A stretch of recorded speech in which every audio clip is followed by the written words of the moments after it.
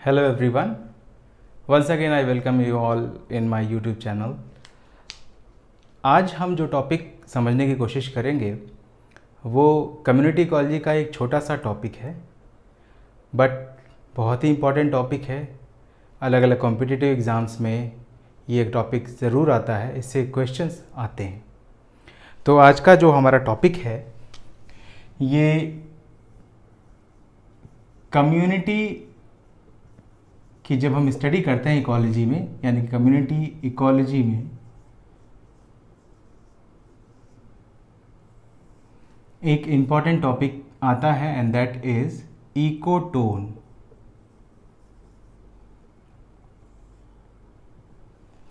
देखिए, community ecology में जब हम इकोटोन समझने की कोशिश करते हैं तो जब भी दो एग्जिस्टिंग कम्युनिटीज़ ग्रो करती हैं या दो एग्जिस्टिंग कम्युनिटीज़ एक साथ ग्रो करती हैं तो कभी ऐसा नहीं होता कि एक कम्युनिटी ग्रो कर रही है और वो सेपरेटली दूसरे कम्युनिटी से ग्रो कर रही है। मतलब सेपरेशन नहीं होता कंप्लीट किसी भी कम्युनिटी का। जैसे अगर मान लीजिए ये एक कम्युनिटी है, इसको आप डिनोट कर सकते हैं एज कम्युनिटी 1, ठीक है। और इसको समझ लेते हैं कि ये ग्रासलैंड कम्युनिटी है, ग्रासलैंड कम्युनिटी है। इसकी अपनी स्पीशीज़ डाइवर्सिटी होगी, कुछ पर्टिकुलर स्पीशीज़ होंगी जो इसी कम्युनिटी में या इसी में ग्रो कर रही होंगी। इसके जस्ट बाद एक दूसरी कम्युनिटी भी ग्रो कर रही है और इसे हम समझ लेते हैं या डिनोट कर लेते हैं एज कम्युनिटी 2। और ये मान लें एक फॉरेस्ट कम्युनिटी है। इस फॉरेस्ट की अपनी अलग स्पीशीज़ डाइवर्सिटी, स्पीशीज़ कॉम्पोजिशन होगा।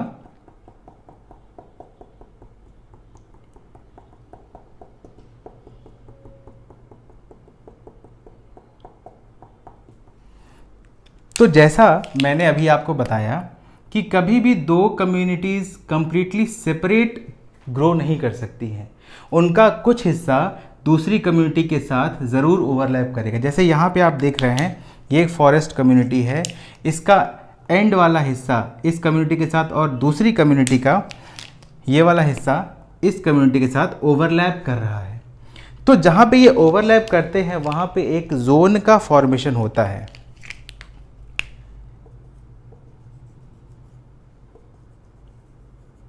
इसे कहते हैं टेंशन जोन या इसे कहते हैं ट्रांजिशन जोन।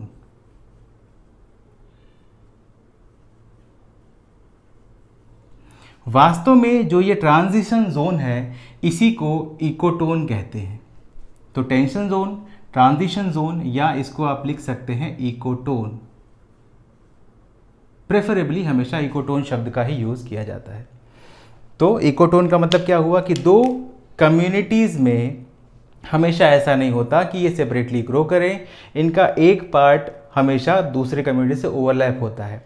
और कैरेक्टर क्या होता है कि दोनों कम्युनिटीज़ में जो स्पीशीज़ हैं इस वाले एरिया में, यानी कि ट्रांजिशन जोन में जो स्पीशीज़ पाई जाएंगी, ये दोनों कम्युनिटीज़ की वर्सेटाइल स्पीशीज़ होंगी और दोनों ही कम्युनिटी की अपेक्षा इस वाले जोन में यानी ट्रांजिशन जोन या इकोटोन वाले जोन में स्पीशीज डाइवर्सिटी रिच होगी। दोनों कम्युनिटीज की अपेक्षा रिच स्पीशीज डाइवर्सिटी होगी, या ये कह सकते हैं आप कि यहां पे वर्सेटाइल स्पीशीज होंगी, ठीक है। तो इकोटोन टर्म समझ में आ गया होगा आपको। दूसरी बात, इस इकोटोन की जब हम बात करते हैं तो इसमें एक और टर्म जुड़ा हुआ आता है and that is edge effect. Edge effect, इसको भी हम समझ लेते हैं। देखिए, दो कम्युनिटीज एक साथ ओवरलैप कर रही हैं, ट्रांजिशन जोन बन रहा है, इकोटोन बन रहा है, ठीक है। यानी कि दोनों कम्युनिटीज की जो एजेस हैं आपस में ओवरलैप कर रहे हैं, ठीक है। और इसमें नंबर ऑफ स्पीशीज तो इससे ज़्यादा नहीं होगी, बट इसमें जो स्पीशीज़ डाइवर्सिटी है दोनों के मिक्सअप स्पीशीज़ होंगे और दोनों से स्पीशीज़ डाइवर्सिटी रिच होगी यहाँ की। इसी को हम कहते हैं एज इफेक्ट। मतलब दो कम्युनिटीज़ के बीच के ट्रांजिशन जोन में जो यानी कि दोनों के एजेस पे जो नंबर ऑफ स्पीशीज़ है या नंबर ऑफ स्पीशीज़ डाइवर्सिटी है, सॉरी नंबर ऑफ स्पीशीज़ तो नहीं, जो स्पीशीज़ डाइवर्सिटी है ये ज़्यादा रिच होगा और इसी को हम कहते हैं एज इफेक्ट। तो आशा करता हूँ ये टॉपिक आपको समझ में आया होगा। बहुत ही छोटा सा टॉपिक है कम्युनिटी इकोलॉजी का, but it is very important. So thank you so much for watching the video. Please इसे लाइक कीजिए। आपके कोई भी डाउट्स या क्वेश्चंस या कोई टॉपिक का सजेशन या कोई भी अन्य सजेशन है तो प्लीज़ कमेंट बॉक्स में कमेंट कीजिए। वीडियो को ज़्यादा से ज़्यादा शेयर कीजिए, चैनल को सब्सक्राइब कीजिए। Thank you so much for watching the video.